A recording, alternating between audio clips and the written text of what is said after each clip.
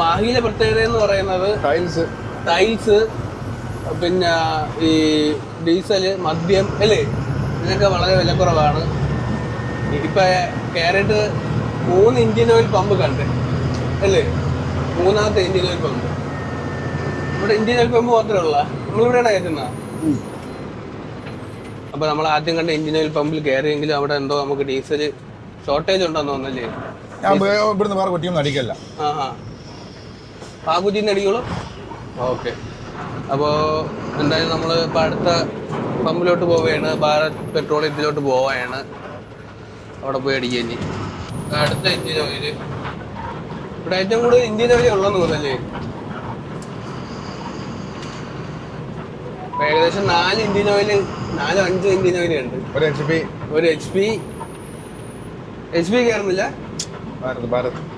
H P നമുക്ക് ഇഷ്ടമല്ല. നമുക്ക് ഇനി അടുത്ത ഭാരത് പെട്രോളിയം അല്ലേ. വില എല്ലായിടവും സെയിം ആയിരിക്കുമല്ലോ അല്ലേ. വില എല്ലാം സെയിം തന്നെയല്ലേ. ബാക്ക് വേണോ? ഓക്കെ. 83 രൂപ 94 രൂപയാണ് ഇന്നത്തെ വില. ഡീസൽ വില ഏകദേശം ഒരു 230 കയറുമായിരിക്കും അല്ലേ. 18,500 റൗണ്ട് ചെയ്ത് അടിക്കണം. 220 കിട്ടും. എന്തായാലും നമ്മൾ മാഹിന്ന് ഇറങ്ങി നേരെ ഇനി പോണ റൂട്ട് എന്ന് പറയുന്നത് എങ്ങനെയൊക്കെയാണ്? വടകര, പയ്യോളി, കൊയിലാണ്ടി, കോഴിക്കോട്. അടന്നങ്ങോട്ട് അറിയില്ല. പിന്നെ എങ്ങോട്ടാ കോള് വന്നാലേ പോകുള്ളൂ. പണി തുടങ്ങി. ഏറ്റവും ഫസ്റ്റ് തുടങ്ങിയ പണി ഇവിടെ തന്നെ വടകര അല്ലേ. ഈ വാഗാടിനാണ് ഫസ്റ്റ് തുടങ്ങിയത്. ഇനി 2 കൊല്ലം കഴിഞ്ഞാൽ ഇവിടുത്തെ പണി കഴിയുമെന്ന് വെച്ചാൽ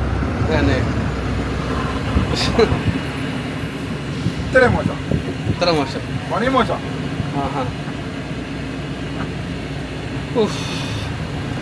നമ്മളിന്ന് കോഴിക്കോട് എത്തൂല, ആലപ്പുഴ എത്തൂല.